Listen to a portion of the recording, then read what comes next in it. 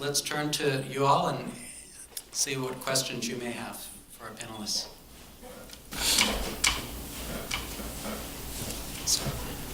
So my question is, how do you maintain your identities as Christian and Muslim as both friends and as members of an affinity group? By affinity, you mean interfaith? Or Exactly. Christian, Muslim. Yeah. So your own group and across groups. Yes. Well, I would say for me that I've been involved in a lot of interfaith dialogues for about 30 years with mostly Jews, Buddhists, and Christians. Sometimes Hindu also, and I've had to continuously re-choose what is my root path, who do I surrender my life to, what and who, and I keep re-choosing Jesus. I keep re-choosing. And the more I do that, the more I find myself in the company of others who have this open-hearted love, but they're not Christian. And I go, I don't know what to do with that. It's a mystery, but I have my path. And my path leads me to a universal place. And so I feel that common ground with you. If I understand the question correctly,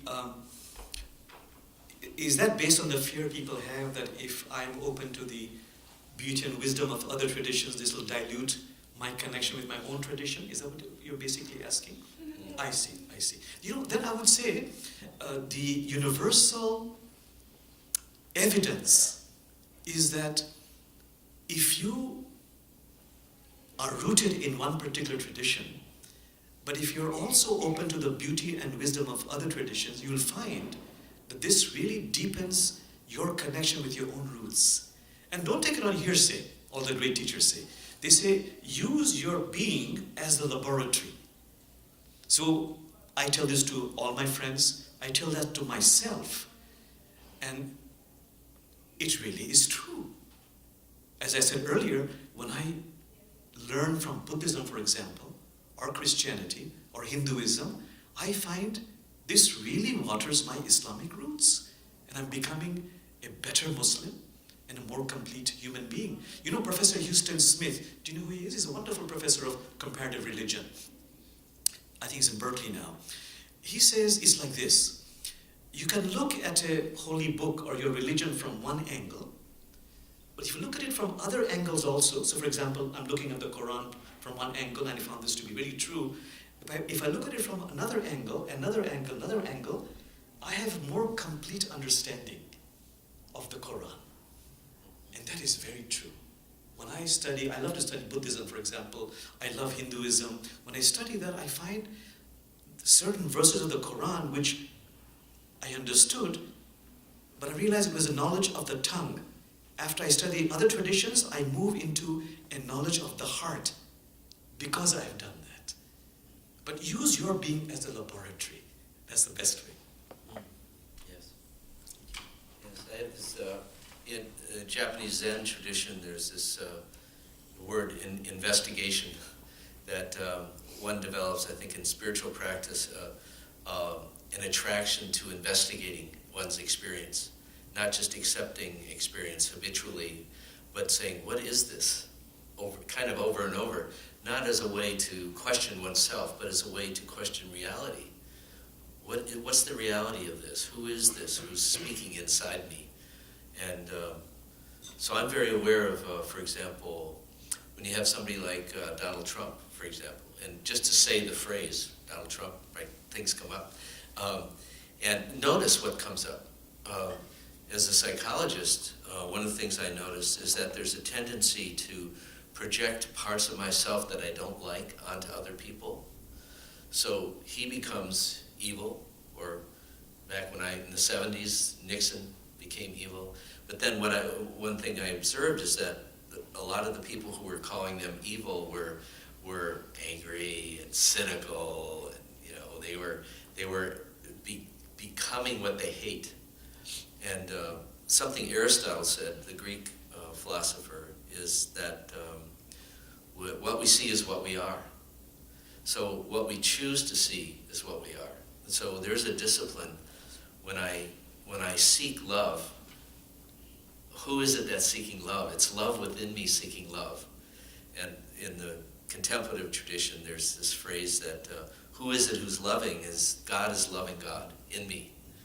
And that phrase helps me understand that get off the ego stuff. I'm not doing it. I'm participating in something that transcends me, within me, not out there. And the last thing I want to say is that I do find myself sometimes in dialogue with Christians who don't see it this way, who are tending to separate themselves from others and think that they're better, Jesus is better than Muhammad or whatever. And I see that as an invitation to me to make friends with Christians who I disagree with, to see what happens. Again, it's the investigation rather than like this. But there is one danger. There is one danger. We found this as we have talked among ourselves, the three interfaith amigos, as a Muslim, Imam, the rabbi, and the pastor. We've known each other for 15 years now. And, we meet 2 or 3 times a week. And so we become good, solid friends, like I'm becoming friends with Brother Jonas. And we say, what changes do we see now that we have had an appreciative understanding of your religion? We open to the beauty and wisdom of other traditions. We say, there is a difference we're finding. Or one situation where we go deeper in our own faith, but we become a little wary of our religious institutions. We realize that, our religious institutions, they focus too much on recruitment and fundraising. And this seems to lead us astray, or they go astray from really preaching and practicing the heart of the tradition, which is really about spiritual practices to become a more developed human being. And once we realize that, we find that all those jokes and stories about institutions, they ring true. For example, there's a very common joke among the monotheistic traditions where the story is that God comes down and reveals certain basic truths to some people. But then the devil comes along and says, let me organize that for you. And that becomes religion. There's a wonderful 14th century Islamic poet and sage named Hafiz, who also says the same thing. You go deeper in your spirituality, but you become suspicious of religious institutions. He's a 14th century sage, but he says, you realize that the institution is becoming more and more like a very unwieldy very unwieldy ship on the ocean, aimless. But thank God, says Hafiz, that there are lifeboats on that ship. He says, let me tell you what the lifeboats are. He says, the lifeboats are the insights and spiritual practices of Islamic sages for Muslims. And he ends the poem by saying, and everybody sensible and sane I know has jumped overboard. Can I add one thing, because I want to hear from others too, but yes. I'm very thankful for, I no longer go to the Lutheran Church, where I grew up, but I'm very thankful for the Lutheran Church, because the Lutheran Church gave me practices and rituals that helped me feel that there was a stable, safe, ultimate reality somewhere. And I could be part of that deeper reality. And then when I grew up, there were images of Jesus everywhere that were painted by Warner Salmon. I don't know if you remember these. The long-haired Jesus with kind of a halo around his head, kind of looked kind of European rather than Jewish. But those pictures painted by a man, Warner Salmon, were everywhere throughout the United States in just about every Christian church, Protestant and Catholic. And when American servicemen went into war in World War II, they would take little icons of Warner Salmon's Jesus. Well, that Jesus, in a way, saved me. Looking back, I realized, I think I mistook that for a photograph, But actually, we don't know what Jesus looked like. So, but the images and the rituals and the institution, if you will, helped me come through a very chaotic and painful part of my life. And now I don't go to church anymore. But Jesus is everywhere now.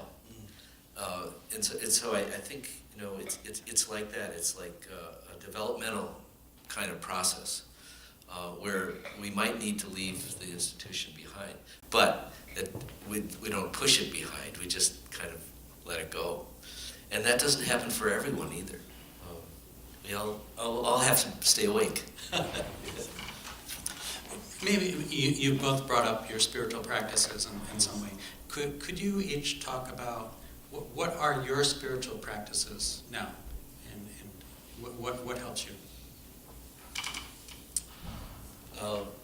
My spiritual practice is what I described in my cancer treatment.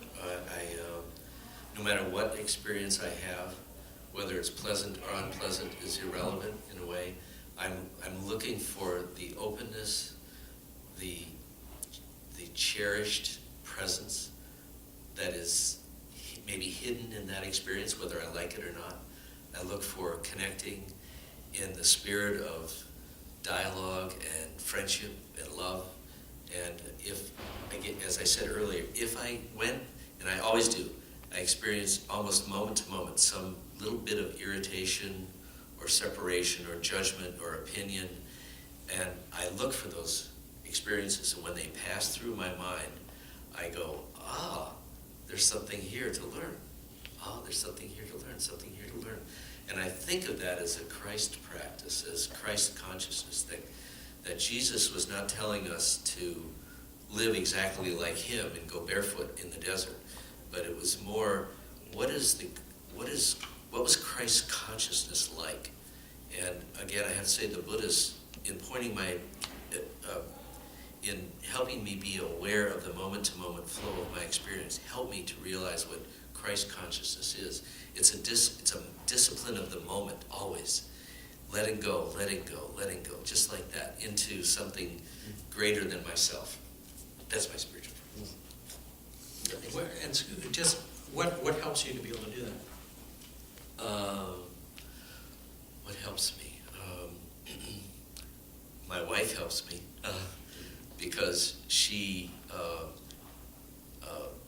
loves me. I trust her love. I love her, and we've been together 32 years. We lost a child together. We've been through that. We've been through cancer scares and cancer reality. We've been through losing relatives and parents, and we've found ways to keep loving each other. And so I have the reality of a mutuality of love that has really been wonderful. And then also, she leaves dishes in the sink, which really irritates me. And I leave the vacuum cleaner in the kitchen floor, and that irritates her. And that gives us a wonderful way to practice growing in love. That helps. That's beautiful. In my life, my teachers, who were mostly my parents actually, they figured I learn best through stories. So there are two stories which really, as teachers say, splash in my heart. One story is about the mullah. Mullah is a mythical figure, timeless, placeless, and everything is allegorical. The mullah is imprisoned in jail for life. He's very unhappy, but he becomes happy because he's realized, or he's told, that his teacher or his sheikh has permission to visit him. And why is he happy? Because he's sure the teacher will slip in a key or a weapon to escape. The teacher comes and, just gives him a lousy prayer rug. Have you seen prayer rugs Muslims pray on? And of course, the mullah is very disappointed, but he thanks his teacher, and the teacher goes away. But the mullah has time on his hand. He spreads out the prayer rug, and he begins his prayers. Allahu Akbar, God, you're the greatest of the greatest, most compassionate of the compassionate. I'm so grateful. Doesn't mean a word. He bows, he prostrates. But as the days and weeks and months go by, as he prostrates, he begins to realize there's a special design in the prayer rug. He looks closely. It's a design of an escape route from the prison. And that has many meanings, about the power of mindful prayer. In Islam we say, one prostration of prayer to God liberates you, frees you from 1,000 prostrations to your ego. So for me, prayer is a wonderful spiritual practice. The Quran says again and again, be conscious of God, be conscious of God. A lot of practices that go with that, something called zikr, repeating the names of God. But the other one which I practice a lot, another story, the mullah has lost his donkey. That's a big deal in that part of the world.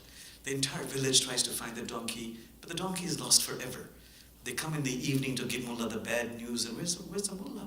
He's in the town square on his knees saying, Allah, thank you, thank you, thank you, I'm so grateful. They say, mullah, you haven't heard the bad news. Your donkey is lost forever. He says, I know, but I'm so grateful because imagine what could have happened to me if I was on the donkey.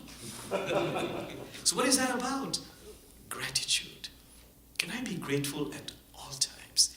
And if I'm grateful in times of affliction, I'm giving thanks for unknown blessings already on their way. So that's my second practice, continuously being grateful. Thank you, thank you, thank you. One last one very quickly. The main teaching in Islam, among many other teachings, is compassion. Bismillahir-Rahmanir-Rahim. The real meaning of that is, Prophet Muhammad said, be compassionate with yourself and be compassionate with others. Bismillahir-Rahmanir-Rahim literally means, in the name of God, boundlessly compassionate, infinitely merciful. So there are several practices where you are compassionate with yourself. You touch your heart, you thank your heart, you tell your heart, I love you. And compassionate with others means that have that compassionate awareness when you're dealing with someone who is adversarial, to make a distinction out of compassionate awareness between behavior and being. That person's behavior might be unacceptable, even evil. And do all the right things to protect yourself. Take the right action. But never leave that other person's being or essence out of your heart.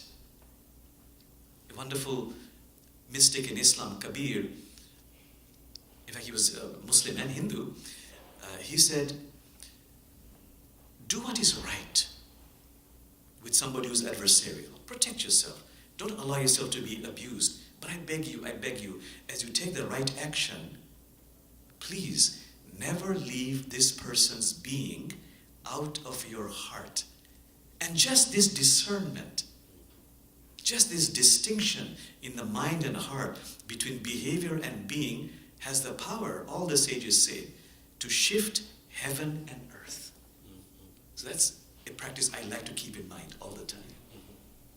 In the Christian tradition, we say, reject the sin, but love the sinner.